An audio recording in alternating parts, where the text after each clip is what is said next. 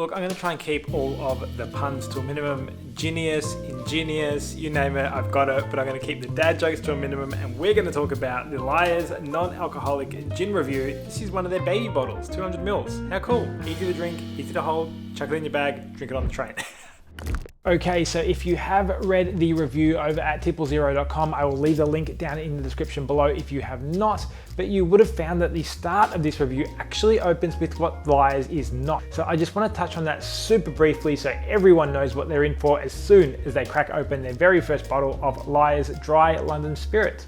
And in this instance, it is really a drink that has all of the flavor in it. But what it's missing is that big burn you get from a 40% ABV beverage. So you don't get that heat in the back of your throat or that kind of full weighted or wave of mouthfeel that kind of comes with the alcohol in an alcoholic gin, but you do get all of the flavor. So what this drink is not is something that you're going to be able to really drink over ice and enjoy the heat that you get from an alcoholic drink. And I think that is a really important thing to go into this knowing, because it is probably the biggest single piece that you need to know coming to a non-alc spirit.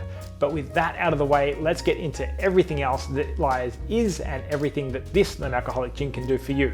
Okay, tasting the Dry London Spirit from LYRE'S. What do you need to know before getting this one into your glass? Now, in essence, you are going to find a beautiful traditional flavor, as you would have guessed from the name, which is a Dry London Spirit.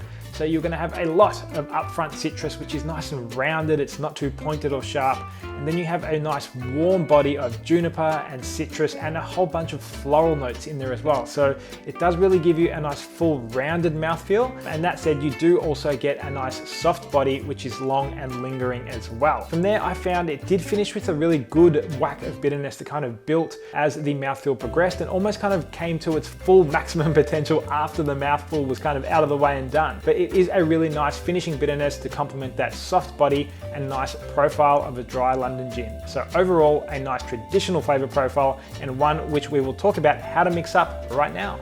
So how can you use the Dry London Spirit from LYRE'S? Personally, if it was me, I quite like using this one as part of a lower alcohol cocktail or just a no alcohol G&T if I'm going that way, which is more often than not lately. So I do not drink a whole lot anymore, but I drink enough to keep across the two different elements of what flavor profiles are from an alcoholic perspective and a non-alc perspective to help me review things like this for you guys in the best possible way.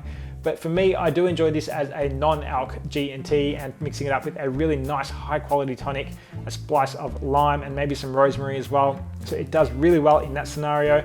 I have a sister who loves it in a lower alcohol Negroni, which, you know, when you listen to her, it just means you can drink more Negronis.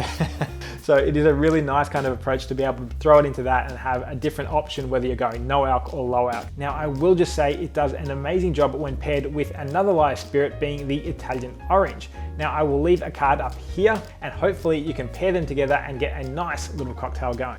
Okay, so who is the Dry London Spirit for? Now, personally, when I've been drinking this one, like I said a smidge earlier, I've been drinking it in a traditional setting, and I think that's kind of the probably most appropriate setting for this one, given it does have all of those nice juniper and citrus notes. So anyone who's looking for a traditional gin to throw into their G&T or mix it up into another cocktail where that profile is really needed, you are going to be the person that this gin is targeted at and who should be picking up a bottle if you want to go for a low or no alc option. Okay, so we know who it's for, we know what it tastes like, and we know what to make with it. But the next question is, where on earth can you buy it? Now, these guys are the small 200ml bottles, but I've got through a couple of the big 700ml bottles as well. More generally, this is available really broadly thanks to LYRE'S great distribution globally. Okay, so in the UK and the EU, I have found it is available through LYRE'S directly, through Dry Drinker, through Amazon, and a bunch of other places. And if you are looking for the US version, you will also find it through LYRE'S directly and on Amazon as well. And Australia, New Zealand, you've got an array of places, whether it is your supermarket, through Craft Zero, Amazon, again, or LYRE'S directly. Now, I will have all of that information down in the description below, and you are able to kind of click through and pick it all up there. And if you do like me taking the time and the trouble to try and track down all those links for you guys, hit the like and subscribe button. That way you will be kept up to date with all of the latest coming through in terms of non-alc drinks and where you can find them. Now, I have bumped the LYRE'S Dry London Spirit calories and nutritional information down to the end of this one because there is really not much to write home about. there is not a whole lot to it. You are looking at 3 calories and 0.1 grams of sugar per 30 ml serve, and then only 10 calories and 0.5 grams of sugar per 100 ml.